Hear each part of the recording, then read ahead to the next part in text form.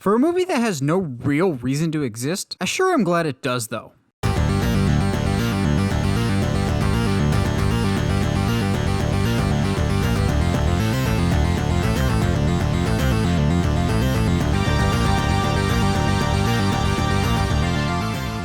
Hey movie fans! Toy Story 4 is the latest installment in the beloved Toy Story franchise. Before I get into my review, I think it's important for me to give a little background on my history with Toy Story. More than almost any other franchise, Toy Story has been the one closest to my heart, only being rivaled by maybe Star Wars.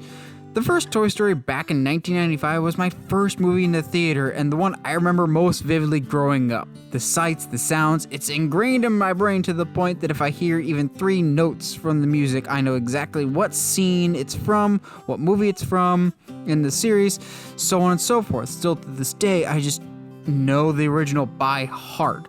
Fast forward to November 2014 and the announcement of Toy Story 4, and needless to say, I had some mixed emotions after the great finale that was Toy Story 3. I had so many mixed emotions that I actually made my very first ever YouTube video with that announcement.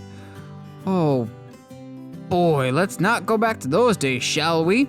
I actually duct taped my phone to a bunk bed just to record myself just to talk about Toy Story because I wanted to talk about it that much. Needless to say, I feel strongly about Woody and the gang and was curious how Pixar would follow up such a perfect ending in Toy Story 3. While this movie doesn't need to exist, it quickly proved to me that Pixar knew what it was doing and that I would once again enjoy the ride. Within just the first few seconds, I immediately slipped right back into the world I knew with gorgeous animation, memorable characters, new and old, incredible music, and a hilarious adventure.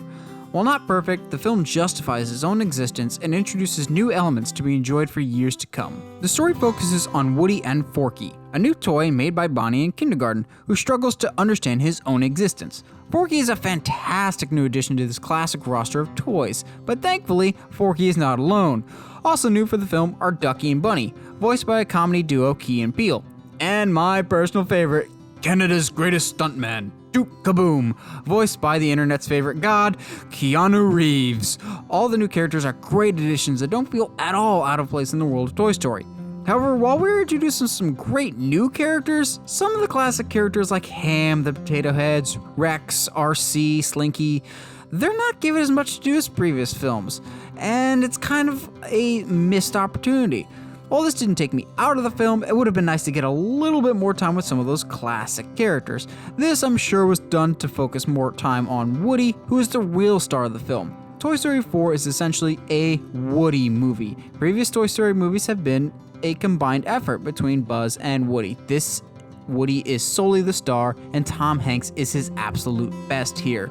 Woody goes to places in this film we've never seen him in before, both literally and emotionally. He's given much more emotional complexity than any previous film, and is incredibly well done.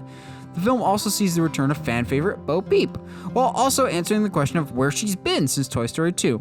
Bo Peep was a great character to throw into the mix, and seeing her interact with Woody again was just wonderful. The film was also by far the funniest in the entire series, with quite a few moments making me laugh out loud hard in the theater.